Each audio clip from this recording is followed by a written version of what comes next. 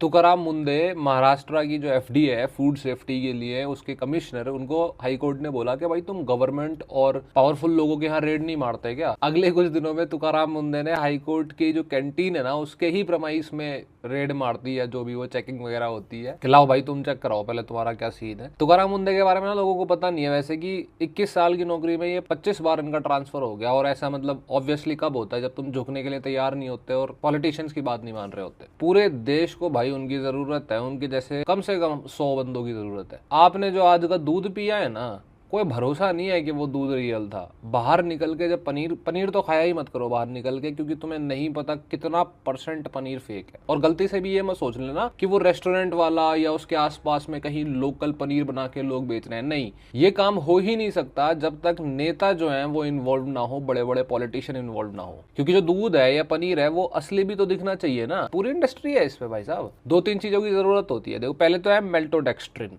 या सल्फेट्स, दो ये एक तरह के केमिकल है, ये उसको गाढ़ा और बढ़िया बनाते हैं नकली पनीर को। लेकिन बात पता है क्या है, मेल्टोडेक्स्ट्रिन या सल्फेट्स जो है ये वो है जो आपके शैम्पू में इस्तेमाल करे जाते थे और अब वो भी नहीं इस्तेमाल होते क्योंकि वो हार्मफुल होते हैं आपके हेयर्स के लिए। ये सल्फेट्स वगैरह झाग बनाते हैं शैम्पू के अंदर। दिल्ली की यमुना में वो झाग देखा है पानी में, वो सल्फेट्स जैसे केमिकल्स की वजह से ही होता है। अब ना कुछ कोड्स होते हैं, जैसे ट्रक निकलता है ना मेल्टोडेक्स्ट्रिन का या सल्फेट्स का, तो उसके अपने कोड्स होते हैं कि तू कौन सी इंडस्ट्री में जा रहा है और कितना माल उनको चाहिए, उसका प्रॉपर जीएसटी बिल सब कुछ दिखाओ। पुलिस वाले बहुत सारे खड़े होते हैं ट्रकों को रोकने के लिए। अब ये जो है वो पनीर की इतनी बड़ी, नकली पनीर की इतनी बड़ी इंडस्ट्री और दूध की इंडस्ट्री में कैसे पहुंच सकता है जब तक एक नेता का फोन ना जाए पुलिस वाले के पास कि भाई मेरा ट्रक है जाने दो। 0% प्रोबेबिलिटी है इसके पहुंचने की ऑलमोस्ट, लेकिन ये फिर भी पहुंचता है क्योंकि यही तो इलेक्शन लड़वा रहे हैं ना उन नेताओं को लोकल लेवल के। और दूसरा, नकली पनीर और दूध में यूज होता है यूरिया। अब देखो, फार्मर्स के लिए मेरे मन में रेस्पेक्ट है, पर हम भी फार्मर्स ही रहे, गुजर तो फार्मर्स ही थे।